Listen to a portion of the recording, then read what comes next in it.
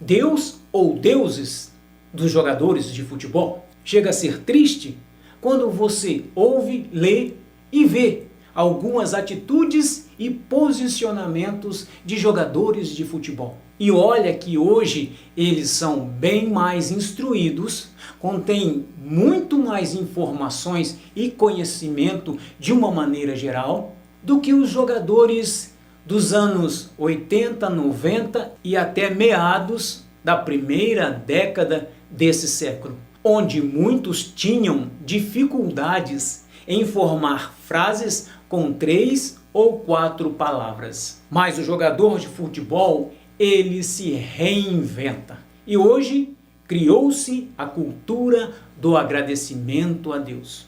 Como se Deus olhasse para as suas dificuldades em campo, suas dificuldades de jogo. O jogador de futebol precisa parar com isso, parar com essa hipocrisia. Hoje eu li a entrevista de Rodrigo Caio, que está estampada em todas as redes sociais. Deus é justo e me compensou, me deu uma nova oportunidade. Ele se refere ao pênalti cometido por ele de maneira infantil e ao pênalti batido por ele que selou a vitória do Flamengo sobre o Palmeiras. Que queiram exaltar o nome do Senhor, tudo bem, mas façam isso de maneira sensata.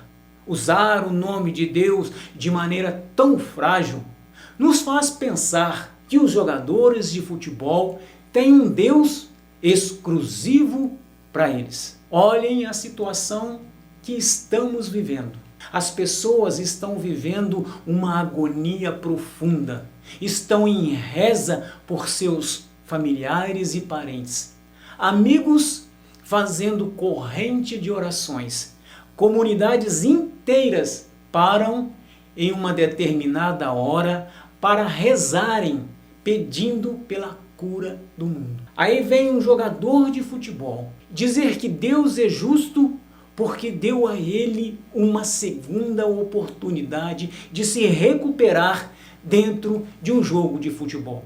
Isso é pior, muito pior, que as respostas vazias, que as frases feitas usadas pelos jogadores há décadas atrás. Vocês não têm ideia de como é sério isso e de quão triste isso passa a ser. Imagina um garotinho, uma garotinha que perdeu o pai ou perdeu a mãe, mesmo depois de tanto rezar, de tanto implorar a Deus. Imagina a cabeça dessa criança ao ler ou ouvir que Deus ajudou o Rodrigo Caio num jogo de futebol, mas não curou seu pai. Imagina como fica a cabeça de uma criança ou de um jovem ao ouvirem essas declarações. Isso sem falar de Luiz Adriano, jogador diagnosticado positivo e que vai ao mercado fazer compras junto com a mãe. E até mesmo o Gabigol, que um dia antes de se reapresentar ao Flamengo,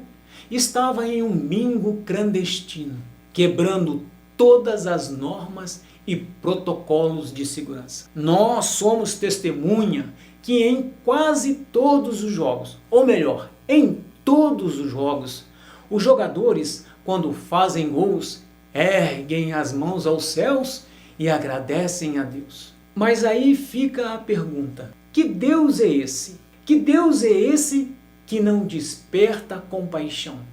Que não desperta consciência de proteção e respeito para com a saúde e a vida do próximo, ou até mesmo do seu companheiro de profissão? Que Deus é esse que não ouve as orações mundo afora, implorando pela cura do mundo? Que Deus é esse que não ouve o choro de uma criança pedindo pela cura dos pais, mas ouve as preces de um jogador com dificuldades em um jogo de futebol? Que Deus é esse? Agradecer a Deus? Tudo bem.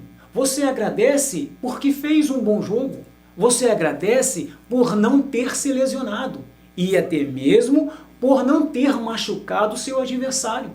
Porém, atribuir a Deus o resultado de uma partida ou a compensação de uma falha individual, um erro de jogo, passa dos limites e chega a ser mendicância religiosa. Jogador de futebol é sim um holofote social e precisa dar exemplos até mesmo quando agradece a Deus, para não abalar a fé das pessoas ou deixar Deus envergonhado.